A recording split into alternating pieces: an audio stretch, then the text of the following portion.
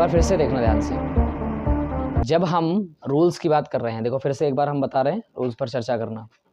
जब हम किसी की बात कर रहे हैं कि upper, lower, inner, outer, elder, former, latter, major, minor, interior, exterior, कह रहे हैं कि इनका हमेशा पॉजिटिव डिग्री के एडजेक्टिव हैं। ये सारे कैसे हैं? पॉजिटिव डिग्री के। एक बार फिर से ध्यान दीजिएगा यहाँ पे।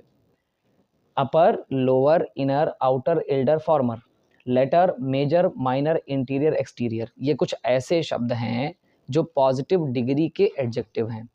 वो कह रहे हैं कि इनका किसी भी प्रकार से क्या नहीं बनना चाहिए, इनका किसी भी प्रकार से कंपैरेटिव डिग्री में प्रयोग नहीं किया जाएगा।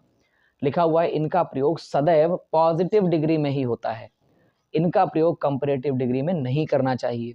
अब मुझे एक बात बताइए, my brother is elder than me, कितने बच्चे ऐसे हैं जो ये जानते हैं कि सर अगर ओल्ड है उसकी कंपैरेटिव डिग्री एल्डर होती है और उसकी सुपरलेटिव डिग्री एल्डेस्ट होती है? पता है ना सबको।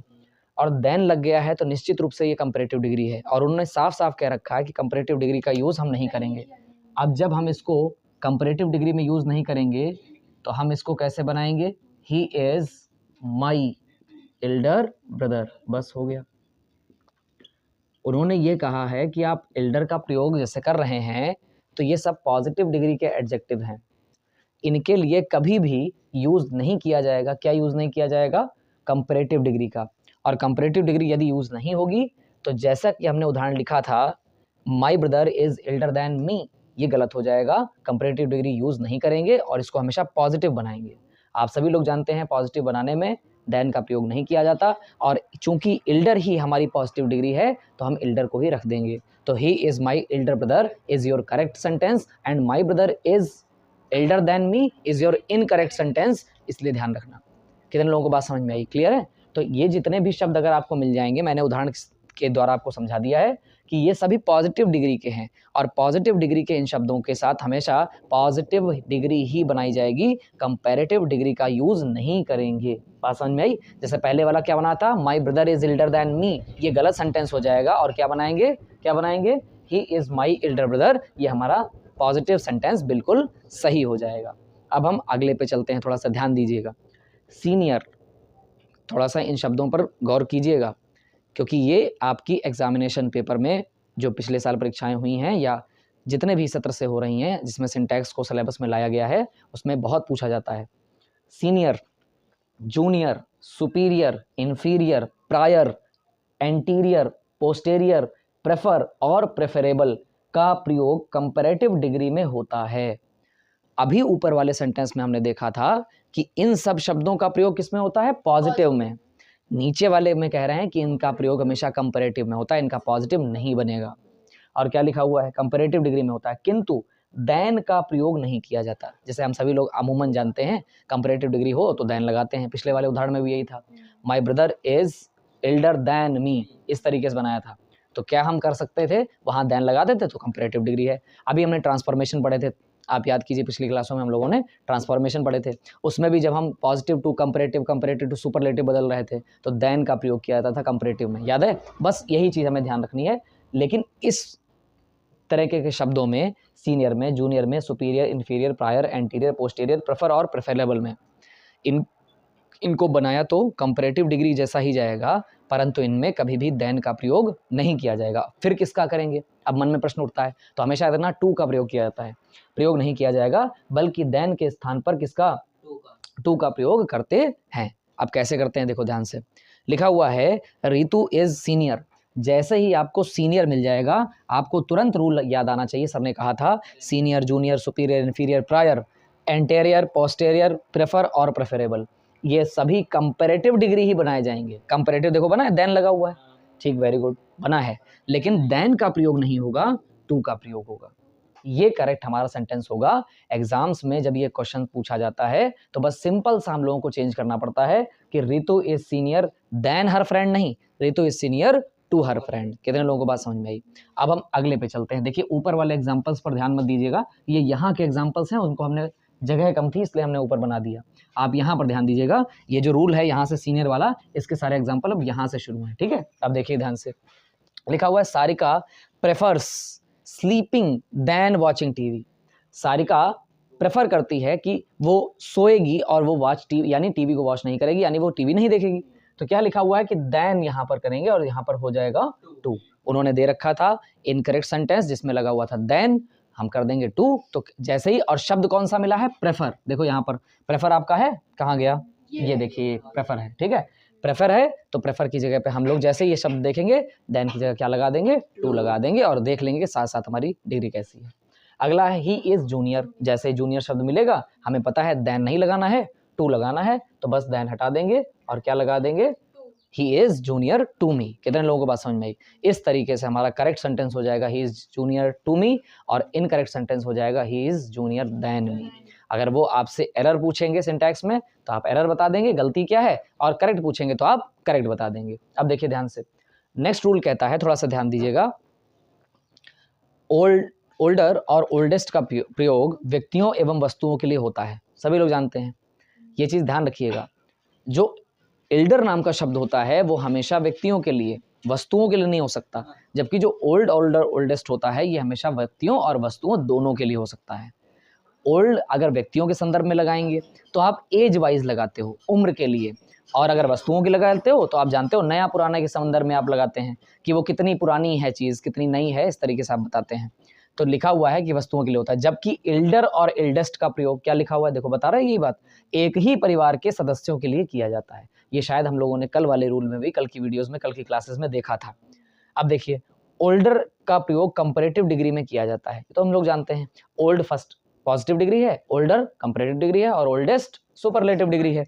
तो याद रखिएगा ओल्डर का प्रयोग कंपैरेटिव डिग्री में किया जाता है और इसके पश्चात देन का प्रयोग होता है, सभी लोग जानते हैं। किंतु एल्डर का प्रयोग कंपैरेटिव डिग्री में करना अशुद्ध है। याद रखिएगा, आप कंपैरेटिव डिग्री में ओल्डर तो ला सकते हैं, और सभी लोग जानते हैं कंपैरेटिव डिग्री में यदि हम कंपैरेटिव डिग्री बना रहे हैं तो देन का प्रयोग होता है। लेकिन ध्यान रखना, कंपैरेटिव डिग्री में कभी भी एल्डर का प्रयोग नहीं किया जा सकता, क्योंकि ये अशुद्ध माना जाता है, मिस्टेक मानी जाती है। क्या लिखा हुआ? He is elder than his sister. अब देखिए यहाँ पर क्या लिखा हुआ? He is elder than his sister. Elder का मतलब होता है बड़ा, वो अपनी बहन से बड़ा है। नीचे देखो, Bharat is my older brother. अब देखना ध्यान से, ऊपर वाले जो सेंटेंस है इसमें क्या समझ में आ रहा है कि he is elder than his sister. क्या आपको लग रहा है कि यहाँ एल्डर लगाना बिल्कुल सही है? जल्दी बताओ, ऊपर वाले में एल्डर लगाना सही है? अच्छा, he is elder than his sister सही है, क्योंकि वो अपनी बहन से बड़ा है। अच्छा, Bharat is my older brother, ये बताओ तनिक, अगर एज लगा दी जाती है। क्या आपको ऐसा लग रहा है कि जो उसकी बहन है वो हो सकता है कि उसी की हो? सगे में क्या लग रहा है कि जैसे अगर लिखा होता कि my sister than my sister, तो सगा ज़्यादा अच्छा लगता है कि हिज सिस्टर तो ज़्यादा अच्छा लगता है? जल्दी बताओ कैसे? सगी फॉर्म कैसे पता चलती है हमें बताओ जल्दी से। कोई ऐसा शब्द जो हमें बताए कि वो मेरा है, कोई ऐसा शब्द जो बताए वो मेरा है। जब कभी ऐसा सेंस नहीं मिलता तो बहुत सारे लोग लगते हैं कि he is elder than his sister, वो अपनी बहन से, ये जो ही है वो उसकी बहन के लिए लगा हुआ है, लेकिन ये कतई सेंस नहीं मिल पा रहा है थोड़ा सा भी कि वो उसकी ही है। हालांकि हिज लगा हुआ है, मिलना चाहिए, लेकिन बात यह है कि अगर वो अपने बारे में कहेगा तो फिर आई और माई का प्रयोग होगा। कैसे? I am elder than my sister, हाँ मैं मेरी बहन से बड़ा हूँ। अब जब अभी ऐसा सेंस नहीं मिलता तो कई कई जगह पर यदि आप इस चीज़ को भी टिक करके आ जाते हैं तो ये अशुद्ध नहीं मानी जाएगी। लेकिन एक चीज़ और अल्टीमेटम दे दें, अगर आपको धोखे से भी लगता है कि ये सेंस कैसा दे रहा है, अपनेपन का नहीं दे रहा, तो आप यहाँ पर ओल्डर भी टिक कर सकते हैं, लेकिन मैं इस चीज़ को यहाँ लिखूंगा नहीं ताकि आपके मन में ये शंका ना बैठ जाए कि सर ने उसको सगा माना और उसको पराया, ऐसा नहीं है। लेकिन नीचे वाले में देखिए तनिक, भरत इज माई, अब सीधी बात है भरत जो है वो मेरा, और एक सेकंड अब तनिक ज़्यादा सेंस मिल रहा है सगे होने का, और अब लगाना है ओल्डर, ये गलत हो जाएगा और हो जाएगा एल्डर ब्रदर, ये ज़्यादा सही है। तो अगर आप ऊपर वाले सेंटेंस में एल्डर और ओल्डर दोनों टिक कर देंगे तो ये सही माना जाएगा, शुद्ध माना जाएगा। लेकिन यदि आप नीचे वाले में ओल्डर लिख के चले आते हैं तो ये गलत माना जाएगा, क्योंकि वो पूरा पूरा सेंस दे रहा था कि भरत इज माई, अब माई है तो वो मेरा है। अब चीज़ ध्यान रखिएगा, सगे परिवार के लिए किया जाता है, सगे संबंधियों के लिए किया जाता है। अब आशा करते हैं आप लोगों को यहाँ तक के रूल समझ में आ गए होंगे। अब हम अपने अगले रूल पर चलते हैं, जो कि लगातार आप लोगों को समझने पड़ेंगे, देखने पड़ेंगे, ठीक है। और अब हम चल रहे हैं अपने नेक्स्ट रूल पर, थोड़ा सा ध्यान दीजिएगा यहाँ पर।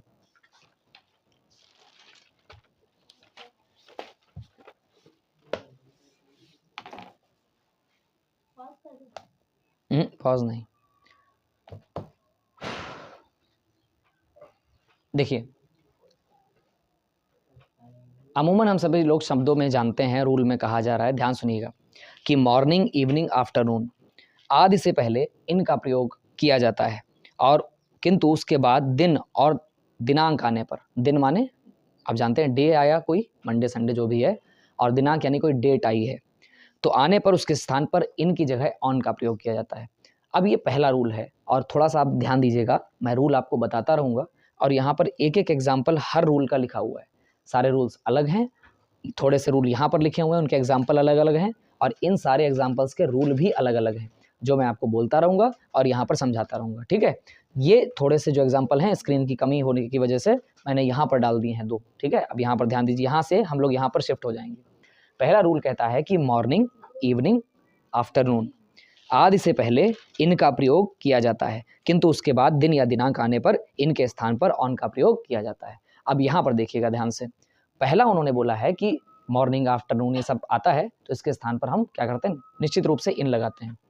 लेकिन उन्होंने कहा कि अगर ये दिनांक वगैरह आ जाए इसमें, तो कोशिश करते हैं कि हम लोग मॉर्निंग और इवनिंग जो भी मिल रहा है, तो इनके स्थान पर ऑन का प्रयोग कर देते हैं, और ये जो लिखा हुआ है ऑन, इसको ऑफ में बदल दिया जाता है। क्यों? क्योंकि देखो सेंस क्या कह रहा है, my uncle arrived on the morning of 12th दिसंबर। मेरे अंकल जी आए थे 12 दिसंबर की सुबह को। तो 12 दिसंबर की, आप सभी लोग जानते हैं ऑफ का काकी के लिए होता है, 12 दिसंबर की सुबह को, ये चीज़ ध्यान रखिएगा, ठीक है। On the morning of 12th दिसंबर। तो आशा करते हैं आप लोग समझ में आया होगा। अगर केवल मॉर्निंग, आफ्टरनून, इवनिंग ये सारी चीज़ें आ रही हैं, ठीक है, और केवल आई हैं, तो उनके लिए हम इनका प्रयोग कर देंगे। लेकिन अगर इनके बाद कोई क्या आ जाए, दिन आ जाए, या कोई डेट आ जाए, क्या यहाँ पर हमारे पास डेट है? यस सर, यहाँ पर डेट है। कौन सी डेट है सर? 12 दिसंबर, 12 दिसंबर की दिनांक है, यहाँ पर हमारे पास डेट है।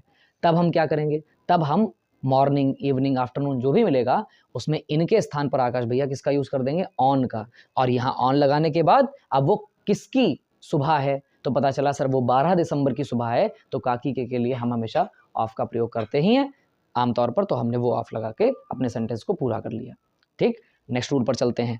नेक्स्ट रूल कहता है, यदि किसी समय सूचक शब्द से पहले लास्ट, नेक्स्ट, दिस या दैट का प्रयोग हुआ हो, तो उसके साथ प्रीपोजिशन का प्रयोग नहीं किया जाता। ध्यान सुनिएगा, अगर किसी सेंटेंस में, ध्यान सुनिएगा, लास्ट, नेक्स्ट, ठीक है, लास्ट, नेक्स्ट या दिस, इन सब का प्रयोग किया गया हो, तो इनके पहले कभी भी प्रीपोजिशन का प्रयोग नहीं किया जाता। अब देखो नेक्स्ट वाला जो रूल है वो बता रहा है, आई वेंट देयर, ऑन लिखा हुआ है, ऑन हटा देंगे, केवल बता देंगे लास्ट मंडे। मैं वहां गया था, कब गया था? पिछले सोमवार को। अब बात समझ में आई कि नहीं? तो बस याद रखना, लास्ट, नेक्स्ट, दिस ये सारे ऐसे शब्द हैं, इनके पहले कभी भी प्रीपोजिशन का प्रयोग नहीं किया जाता अकॉर्डिंग टू द रूल, ठीक है, ये चीज़ ध्यान रखना। तो हम क्या बना देंगे, केवल I went there last Monday, इसको हम शिफ्ट कर देंगे यहाँ पर, और केवल हमारा पास सेंटेंस जो है शुद्ध रूप से आ जाएगा, वो होगा I went there last Monday, ठीक है। दिख रहा है सबको? अब देखना ध्यान से, दे स्टार्टेड टू दिल्ली।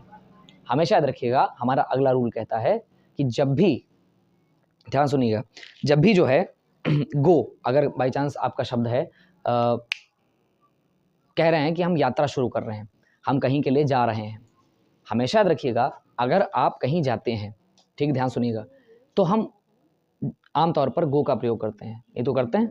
अब ध्यान सुनिएगा, तो गो के साथ हमेशा टू का प्रयोग किया जाता है, जैसे आई गो टू मार्केट। अब कहीं कहीं पर याद रखिएगा, कुछ ऐसे शब्द हैं जहाँ पर जैसे मार्केट शब्द आ गया, ठीक है, जेल शब्द आ गया, तो इन सब के साथ भी प्रीपोजिशन का प्रयोग कहीं कहीं पर गलत माना जाता है। या अगर मैं कहना चाहूँ आई गो टू स्कूल, तो हम गो के साथ हमेशा टू का प्रयोग करते हैं। लेकिन याद रखिएगा, एक ऐसा ही शब्द होता है स्टार्ट, ध्यान सुनिएगा, एक ऐसा ही शब्द होता है स्टार्ट। अगर स्टार्ट कहीं मिल जाता है, तो हम स्टार्ट में हमेशा टू के स्थान पर फॉर का प्रयोग करते हैं। ये चीज़ ध्यान रखना। अब यही चीज़ एग्जाम्पल में यहाँ समझाई गई है, दे स्टार्टेड। अब देखिए अभी मैंने बोला जब भी हमें स्टार्ट नाम का शब्द मिल जाएगा तो हम याद रखेंगे कि हमें टू के स्थान पर फॉर का प्रयोग करना है। तो दे स्टार्टेड टू नहीं, दे स्टार्टेड फॉर दिल्ली, ये चीज़ ध्यान रखना। कितने लोगों को बात समझ में आई, क्लियर है? तो दे स्टार्टेड फॉर दिल्ली होगा, दे स्टार्टेड टू दिल्ली नहीं। अब चीज़ ध्यान रखना। अगला जो हमारा नियम है, रूल कहता है, हाँ, जो टिल है उसका जो प्रयोग है वो केवल समय बताने के लिए किया जाता है, ठीक है? जैसे 10 बजे तक टिल 10 PM, सुबह तक टिल मॉर्निंग। इस तरीके से अगर टिल नाम का जो शब्द है, टिल का मतलब क्या होता है, तक, ठीक है, इस तरीके से। और अंटिल का क्या मतलब होता है, अंटिल आपने एक शब्द सुना होगा, सुना है ना? अंटिल का शब्द का मतलब होता है, अंटिल शब्द का मतलब होता है जब तक कि नहीं। क्या बोल रहा हूं, ध्यान से सुनिएगा, जब तक कि नहीं। आप यहां बैठिए जब तक कि पिताजी नहीं आ जाते। You sit here until father comes. आप यहां बैठिए जब तक पिताजी नहीं आ जाते। You sit here until father comes. या इस अंटिल फादर कम्स को हम पहले भी रख सकते हैं, until father comes you sit here. जब तक कि पिताजी नहीं आ जाते तब तक आप यहाँ बैठिए, विश्राम कीजिए। अब बात समझ में आई कि नहीं? तो अंटिल का मतलब हो जाता है जब तक कि नहीं, और टिल का मतलब होता है तक, सुबह तक टिल मॉर्निंग, शाम तक टिल इवनिंग, दोपहर तक टिल आफ्टरनून, ठीक है, इस तरीके से। तो क्या वो बोल रहे हैं, we walked from the station till the hospital. मैंने बार बार आप लोगों से बोला है, ध्यान सुनिएगा, टिल का प्रयोग जो होता है वो हमेशा, टिल का प्रयोग जो होता है वो हमेशा किसके लिए किया जाता है, समय के लिए। समय के लिए ही टिल का प्रयोग किया जाता है।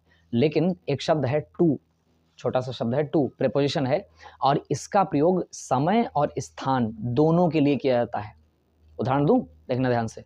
उदाहरण के सामने हम बता रहे हैं कि वह स्कूल गया, तो ही वेंट। अब आप सभी लोग जानते हैं गो की ही सेकंड फॉर्म वेंट होती है, तो ही वेंट टू स्कूल। अब देखिए टू का प्रयोग स्थान के लिए किया गया है। कैसे आकाश? ये जो टू आया है वो किसके लिए आया है, स्कूल के लिए। तो देखो स्कूल एक स्थान है ना कि समय, सही है? तो ही वेंट टू स्कूल, ये सही है बिल्कुल। और अगर मैं कहूं समय और स्थान दोनों के लिए, तो कैसे? वो वहां गया था सुबह से शाम तक के लिए। तो ये जो समय आया है वो टिल के लिए आएगा, टिल लगा देंगे, जबकि टू से स्थान और समय दोनों बताए जाते हैं। ये चीज़ ध्यान रखना अच्छे से। अब हम क्या करेंगे, यहाँ पर ध्यान देना, we walked from the station till the hospital. सच बताना, अभी मैंने बोला है टू का प्रयोग स्थान और समय दोनों के लिए किया जा सकता है, लेकिन टिल का प्रयोग केवल समय के लिए होता है। और यहाँ पर देखो कितनी गलत बात दे दी गई, सर हॉस्पिटल के साथ टिल लगाया ही नहीं जा सकता क्योंकि हॉस्पिटल एक स्थान है। तो हम किसका प्रयोग कर देंगे, टिल की जगह पर टू का प्रयोग कर देंगे और हमारा सेंटेंस बिल्कुल करेक्ट हो जाएगा, ठीक है? ये छोटी छोटी कॉमन एरर्स पूछी जाती हैं। अगला रूल क्या है, ध्यान से सुनिएगा, आप लोग नोट करते जाइएगा, कि किसी व्यक्ति को तलाशने के लिए सर्च के बाद फॉर का प्रयोग किया जाता है। किसी व्यक्ति को तलाशना है तो हमेशा याद रखिएगा सर्च नाम का शब्द मिलता है, खोजना, सर्च करना, तो सर्च के बाद हमेशा फॉर का प्रयोग किया जाता है। आशा करते हैं आपने लिख लिया होगा। अब रूल देखते हैं, द पुलिस आर सर्चिंग। देखिए सर्चिंग आया हुआ है, सर्च नाम का शब्द आया है, उसकी कोई भी फॉर्म आई, आप सभी लोग जानते हैं प्रेजेंट कॉन्टिन्यूअस हमारा बना हुआ है सेंटेंस, क्योंकि आर के साथ आईएनजी लगी हुई है। The police are searching. अब देखिए द मिसिंग वुमेन, तो क्या करेंगे, सर्चिंग के तुरंत बाद फॉर का प्रयोग कर देंगे, searching for the missing women, यानी खोई हुई औरत, सही है, मिसिंग वुमेन, मिसिंग वुमेन। कितने लोगों को बात समझ में आई कि जब भी हमें सर्चिंग नाम का शब्द मिलेगा इसके बाद हमेशा हम प्रीपोजिशन किसका प्रयोग करेंगे, फॉर का। क्या आप बात समझ पा रहे हैं, अच्छे से दिखाई दे रहा है सबको? अब आगे देखना ध्यान से। अब नेक्स्ट रूल पर हम चलते हैं। नेक्स्ट रूल क्या है, ध्यान दीजिएगा, कार से यात्रा के लिए उसके पूर्व बाई का प्रयोग किया जाता है, किंतु लिख लीजिएगा, किंतु किसी अन्य के साथ उसकी कार में यात्रा के लिए इन का प्रयोग किया जाता है। कहने का मतलब अगर हम कार से यात्रा कर रहे हैं, थोड़ा सा ध्यान दीजिएगा, यदि हम कार से यात्रा कर रहे हैं तो हम बाई लगा सकते हैं, ठीक है?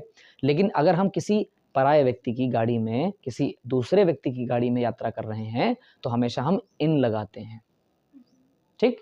जैसे बाई चांस हम कार से यात्रा कर रहे हैं और वो मेरी अपनी है, अगर ऐसा सेंस मिल रहा है, तो मैं अपनी गाड़ी से आगरा गया, ठीक है? तो हम क्या करते हैं, I went to Agra, I went to Agra by my car, ये सही हो जाएगा। या बाई कार, कोई ज़रूरी नहीं है कि हम माई का शब्द का प्रयोग ही करें, लेकिन याद रखना अगला रूल कहता है कि अगर हमें ऐसा सेंस लगे कि वो गाड़ी हमारी नहीं है, किसी और की है, तो सिंटैक्स कहता है तो हम बाई के स्थान पर इन का प्रयोग करते हैं। शब्द पर ध्यान दीजिएगा, बाई के स्थान पर इन का प्रयोग करते हैं। सामने देखिए एक उदाहरण आपके लिए दिया गया है, ही ट्रेवल्ड, उसने यात्रा की।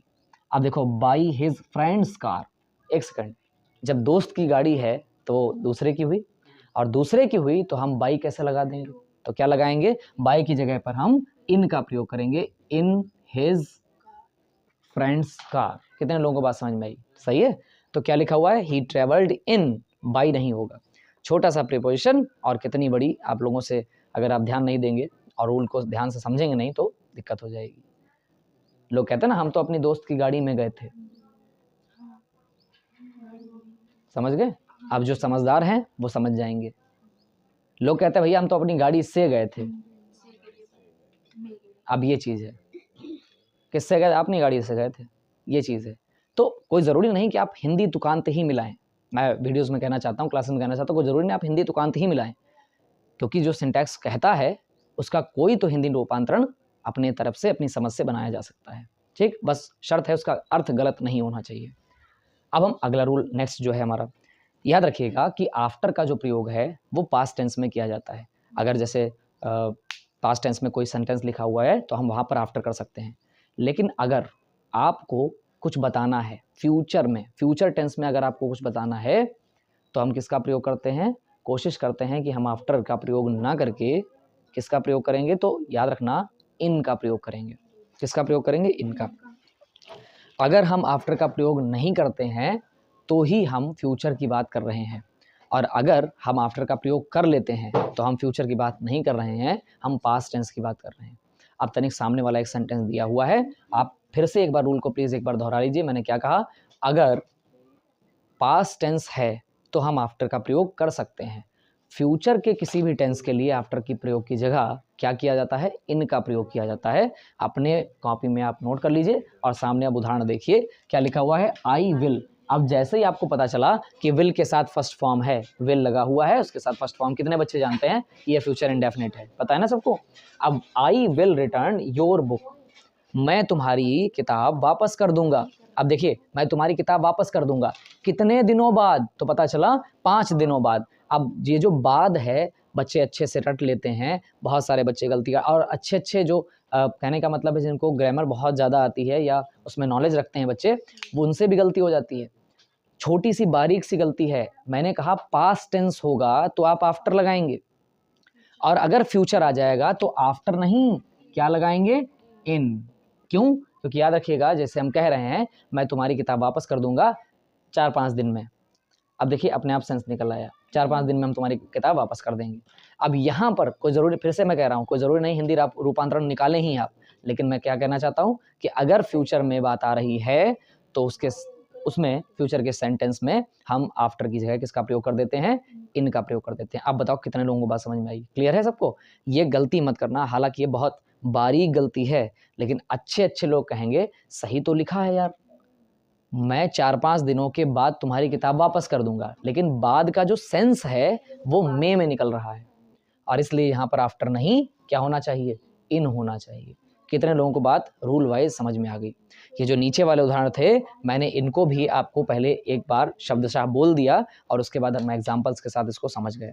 तो बहुत सारे रूल हैं, मैं फिर से बताना चाहता हूँ सिंटैक्स में, लेकिन जो हमारे यहाँ मोस्ट आस्केबल क्वेश्चंस की सीरीज़ है वो मैंने आपको इन क्लासेस के माध्यम से आप तक पहुँचाने की कोशिश की है, और जितने भी आने वाले समय में हम लोग अन्य क्लासेस करेंगे तो उसमें सिंटैक्स के इन्हीं रूलों में कहीं कहीं पर, इन्हीं रूल्स में कभी कभी बहुत ज़रूरत पड़ेगी इन सब की, और अगर हमारा अध्ययन अच्छा होगा, हमने प्रैक्टिस अच्छी की होगी, निश्चित रूप से हमें ये चीज़ें आगे काम आएंगी। और केवल ये आपकी बोर्ड परीक्षाओं के लिए ही नहीं, आने वाले जितने भी कॉम्पिटिशन एग्जाम होते हैं उनमें भी ये कहीं ना कहीं पूछे जाते हैं। मैं फिर से कहता हूँ सिंटैक्स एक अथाह सागर है, इसको पूरा नहीं किया जा सकता, लेकिन जितने भी मोस्ट आस्केबल रूल्स आपसे बनते हैं एग्जामिनेशन पेपर में, उन सबको मेरे द्वारा आपको बता दिया गया है, तो आपको टेंशन लेने की आवश्यकता नहीं है।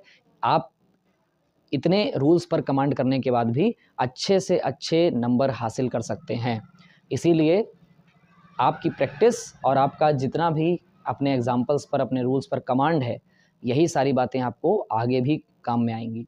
अब नेक्स्ट जो हमारी चर्चा होगी, ये चैप्टर मेरी तरफ से फिनिश किया जा रहा है, और नेक्स्ट जो हमारी चर्चा होगी वो सिंथेसिस पर होगी, जो कि हमारी यूपी बोर्ड परीक्षा के लिए बहुत इंपॉर्टेंट सेगमेंट है, वो बहुत इंपॉर्टेंट टॉपिक है जिस पर हम लोग बात करेंगे। ठीक है, तो आने वाली वीडियोस में हमारी अगली जो चर्चा है वो सिंथेसिस के ऊपर है। पहले से ही बहुत बच्चे उसके बारे में जानते हैं, और जिनको कतई भी नॉलेज नहीं है, थोड़ा बहुत भी, तो चिंता मत कीजिएगा, बिल्कुल ज़ीरो से लेकर हम आगे की ओर बढ़ेंगे हाई लेवल तक, और उसको हम बताएंगे, कोशिश करेंगे कि हम आपको समझा सकें, अच्छे से बता सकें। तो नए टॉपिक के साथ नए वीडियो में फिर हाजिर होंगे, कुछ नए नियमों के साथ, और बहुत मज़ेदार कुछ सीखने के लिए। जो इंग्लिश के सेगमेंट्स में बताया जाता है वो कहीं ना कहीं सिर्फ नॉलेज को ही नहीं बढ़ाता, बल्कि इस बात की भी एक सूचना मिल जाती है, इंडिकेशन मिल जाता है, एक हिंट मिल जाता है कि आने वाले सेगमेंट्स में हम बहुत अच्छी तरीके से वो तैयारी अपनी कर सकते हैं। उस पर हम लोगों का कमांड होगा, तो हमें आने वाले जो सिंथेसिस हैं उनमें कभी कोई दिक्कत नहीं होगी। और सबसे बड़ी चीज़ है कि हमारे टेंस अच्छे होने चाहिए, हमारी सारी जो बेसिक स्ट्रक्चर होते हैं ग्रामर के वो अच्छे हों, तो हम सिंथेसिस में बनाने में कोई भी अपने परेशानी को महसूस नहीं करते। और थोड़ा बहुत भी अगर मुझे ऐसा लगेगा कि आप लोग किसी भी प्रकार के सेंटेंस में चाहते हैं कि उसको और अच्छे डीपली बताया जाए, तो मैं कोशिश करूँगा कि वहाँ तक भी आपको पहुँचाकर ज़ीरो लेवल से बताया जाए। तो नई चर्चा सिंथेसिस पर होगी। तब तक के लिए अपने घर वालों का ध्यान रखें, अध्ययन करते रहें। बहुत बहुत धन्यवाद। शिक्षण